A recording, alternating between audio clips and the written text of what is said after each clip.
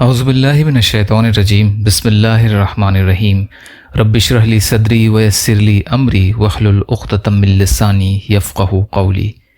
بکھرے موتی تیسرا حصہ۔ اسماء حسنہ کے معنی اور خواص۔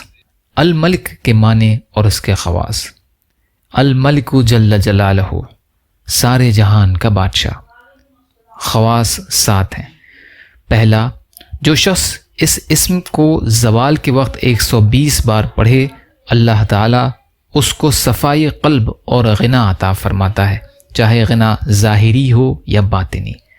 دوسرا، جو شخص اس اسم کو پڑھتا ہے، اس کا نفس اس کی اطاعت کرتا ہے اور اسے عزت و حرمت حاصل ہوتی ہے۔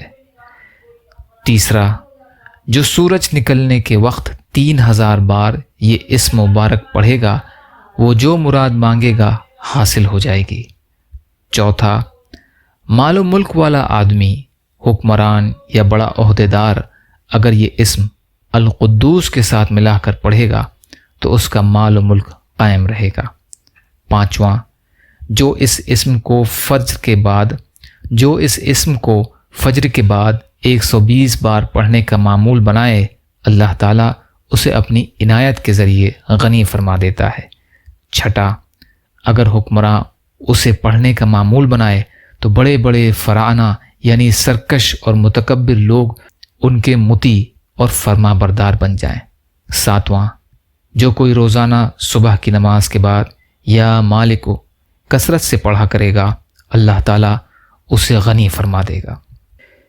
یا اللہ ہم سب کو کہنے سننے سے زیادہ عمل کی توفیق عطا فرما۔ یا اللہ مظلوم فلسطینیوں کی، کشمیریوں کی، روہنگیا مسلمانوں کی اور مسلمان جہاں بھی پریشان حال ہیں، ظالموں کے ظلم کا شکار ہیں، اب ان کی بھرپور مدد فرمائیے۔ ہم سب کو اپنی استطاعت کے بقدر اپنا حق ادا کرنے والا بنائیے۔ یا اللہ جو مانگا وہ بھی عطا کر دیجیے، جو مانگنے سے رہ گئے وہ بھی عطا فرمائیے۔ اللہم لا تسلط علینا من لا یرحمنا ولا یخافک فینا، اللہم اجرنی فی مصیبتی واخلف لی خیرا منہا، ربنا تقبل منا انک انت السمیع العلیم برحمتک یا ارحم الراحمین۔ لا الہ الا اللہ محمد رسول اللہ۔ السلام علیکم۔